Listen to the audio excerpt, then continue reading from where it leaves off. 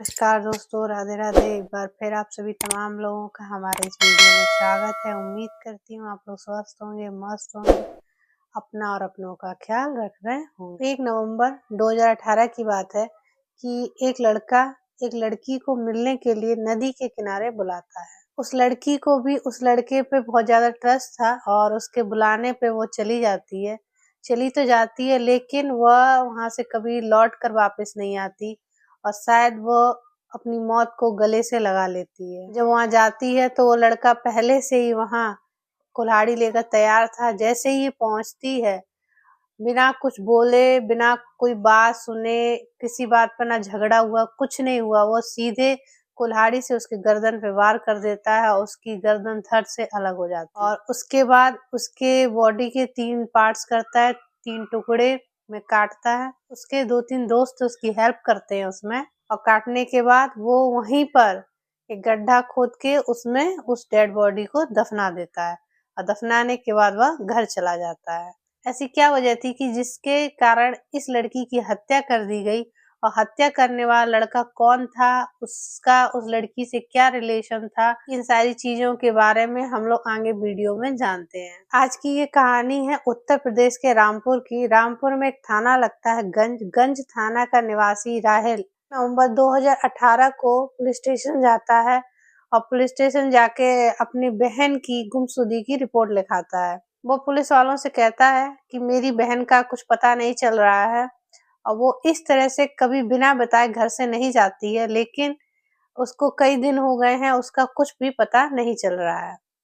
जिसपे पुलिस वाले उस लड़की की फोटो मांगते हैं और फोटो दे दी जाती है, लेकिन पुलिस इस मैटर को बहुत गंभीरता से नहीं लेती है। लेकिन कई दिन बीत जाते हैं। बीत जाने के बाद जब राहेल और उसके घर वाले, उसके रिश्तेदार, आस पड़ोस के लोग हंगामा करने लगते हैं, तब पुलिस वाले इनकी रिपोर्ट लिखते हैं। रिपोर्ट लिखने के बाद वो एक्शन में आते हैं और जो लड़की होती है उसके नंबर का सीडीआर निकाला जाता है, उसकी लोकेशन निकाली जाती है, और लोकेशन निकालने के बाद पूरे मामले को निगरानी में रखा जाता है। पुलिस वाले राहिल को पुलिस स्टेशन बुलाते हैं और उससे पूछते हैं कि क्या तुम्हें किसी पर शक है। तो वो एक लड़के का नाम लेता है जिसका नाम जहांगीर है, और जहांगीर उसका मंगेतर होता है। राहिल बताता है कि मेरी बहन पायल और जहांगीर की एंगेजमेंट 2014 में हो चुकी है और 2014 से ये लोग रिलेशनशिप में हैं। हम जल्दी ही इनकी शादी करने वाले थे। इसके अलावा राहिल जहांगीर के एक दोस्त का भी नाम लेता है। तो पुलिस जहांगीर के उस दोस्त को पकड़ लेती है। पकड़ने के बाद उससे पूछताछ की जाती है। तो पूछताछ में कुछ ज्यादा निकल कर नहीं आ पा रहा था, लेकिन जहांगीर का भी कुछ पता नहीं था। जब जहांगीर की लोकेशन और जहांगीर को जब ट्रैक किया जाता है तो पता चलता है कि जहांगीर किसी पुराने मामले में कई दिनों से जेल में है।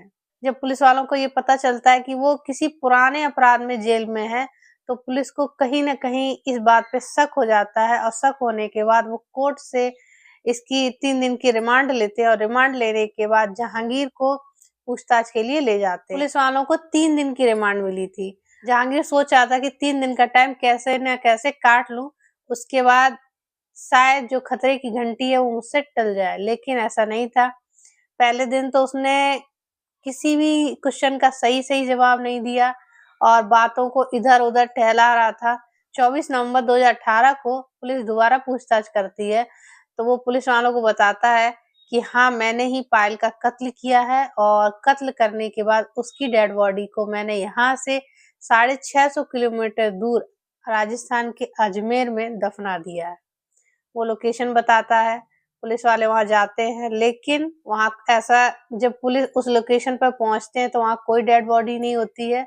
तो पुलिस को ये बात समझ में आ जाती है कि जो 3 दिन की रिमांड है वो उस रिमांड को जल्दी से जल्दी खत्म करना चाहता है, और ऐसे ही पुलिस को अपनी बातों में उलझा रहा है। तो तीसरे दिन 25 नवंबर 2018 को वो अपना मुंह खोलता है और बताता है कि उसने ही पायल की हत्या की है, और हत्या की वजह भी बताता है कि वो किस कारण से उसने पायल की हत्या की। वो बताता है कि 2014 में ही उसकी शादी पायल से फिक्स हो जाती है, उन दोनों की एंगेजमेंट हो जाती है, लेकिन कुछ ही समय बाद उसको पायल में कम इंटरेस्ट आने लगा, वो उससे कम मतलब रखना चाहता था, वो उससे शादी ही नहीं करना चाहता था, क्योंकि वह उत्तराखंड की रहने वाली एक दूसरी लड़की के कांटेक्ट में आ गया था, उसके संपर्क में आ गया था। इस वजह से वो पायल को इग्नोर करने लगता है और इसी वजह से इन दोनों की काफ़ी ज़्यादा लड़ाइयाँ भी होने लगी और पायल उस पे प्रेशर डाल रही थी कि मैं शादी करूँगी तो सिर्फ़ तुमसे करूँगी। तो इन चीज़ों को लेके जहांगीर बहुत ज़्यादा गुस्से में था और उसको बस यही रास्ता नज़र आया कि पायल को रास्ते से हटा दिया जाए। इसमें सिर्फ़ जहांगीर ही इन्वॉल्व नहीं था, बल्कि जहांगीर के 2 दोस्त और जहांगीर के पिता और जहांगीर का एक नौकर, 5-6 लोग इस पूरे हत्याकांड में इन्वॉल्व थे और इन सभी लोगों ने मिलकर पायल की हत्या की। वो बताता है कि उसने 1 नवंबर 2018 को पायल को मिलने के लिए कोसी नदी के किनारे बुलाया और बुलाने के बाद एक कुल्हाड़ी से उसके गर्दन पर वार किया और गर्दन को धड़ से अलग कर दिया। अलग करने के बाद उसके पूरे शरीर के 3 टुकड़े किए गए और 3 टुकड़े करने के बाद वहीं एक गड्ढे में उसकी डेड बॉडी को दफना दिया गया। और ये काम सिर्फ इसने अकेले नहीं बल्कि 5-6 लोगों ने मिलकर किया। जहांगीर को तो पुलिस ने गिरफ्तार कर लिया था, लेकिन जो और लोग थे उनको भी बाद में पुलिस ने गिरफ्तार किया। मेरा इस कहानी को सुनाने का उद्देश्य किसी को परेशान करना नहीं है, किसी का दिल दुखाना नहीं, बल्कि आपको सचेत व सावधान करना है, जिससे कि आप अपना और अपनों का ध्यान रख सकें।